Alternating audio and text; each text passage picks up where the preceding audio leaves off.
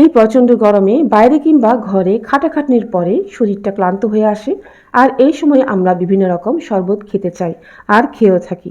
তার মধ্যে একটি শরবত হচ্ছে বেলের শরবত। আর এই শরবতটি এত ইজি, আর সংরক্ষণ করা যায় যখন তখন ডিপ ফ্রিজ থেকে বের করে তৈরি করে নেওয়া যায়।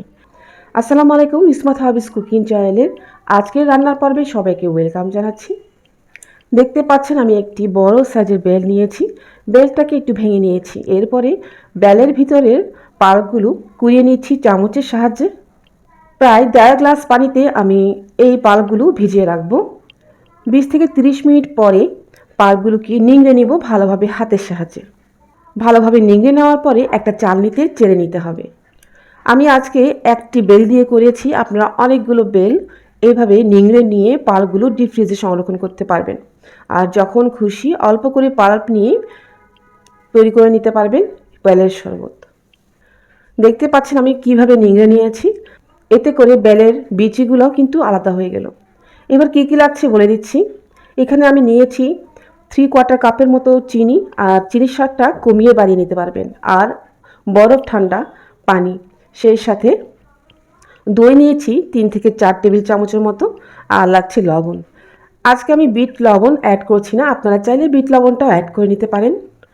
আর চাইলে দইটাও স্কিপ করতে পারেন, দই ছাড়াও বেলের শরবতটা খুবই মজার হয়। সব কিছু আমি একত্রে মিশিয়ে দিচ্ছি পাল্পের সাথে। চিনিটা যখন ভালোভাবে গলে যাবে তারপর আমি গ্লাসে সার্ভ করব, আর বরফ দিয়ে দিব ইচ্ছে মতো। আমার চ্যানেলে অলরেডি আরও অনেক রকমের ড্রিঙ্কসের রেসিপি রয়েছে, আপনারা চাইলে দেখে নিতে পারেন। আর যারা এখনও আমার চ্যানেলটি সাবস্ক্রাইব করেননি, সাবস্ক্রাইব করে বন্ধু হয়ে পাশে থাকার অনুরোধ করছি। আর যারা ফেসবুক থেকে দেখছেন আমার পেজটিকে ফলো দিয়ে আমাকে সাপোর্ট করবেন আশা করছি। আর সেই সাথে দেখে নিন আরও অনেক অনেক রেসিপি আর টিপস, কিছু না কিছু নিশ্চয় আপনাদের ভালোই লাগবে। দেখলেন তো, কথা বলতে বলতে আমি সার্ভ করে নিলাম। বিভিন্ন সিজনে বিভিন্ন রকমের ফল বের হয়। আল্লাহর রহমতে আমাদের পৃথিবীতে ফলের জুসের কিন্তু কমতি নেই। এই মজার মজার জুসগুলো আমরা খুব সহজে ঘরে তৈরি করে নিতে পারি। আর এখন তো রমজান মাস চলছে, ইফতারে যদি 1 গ্লাস বেলের শরবত দিয়ে রোজাটা ভাঙা যায় তাহলে আর কি লাগে বলুন।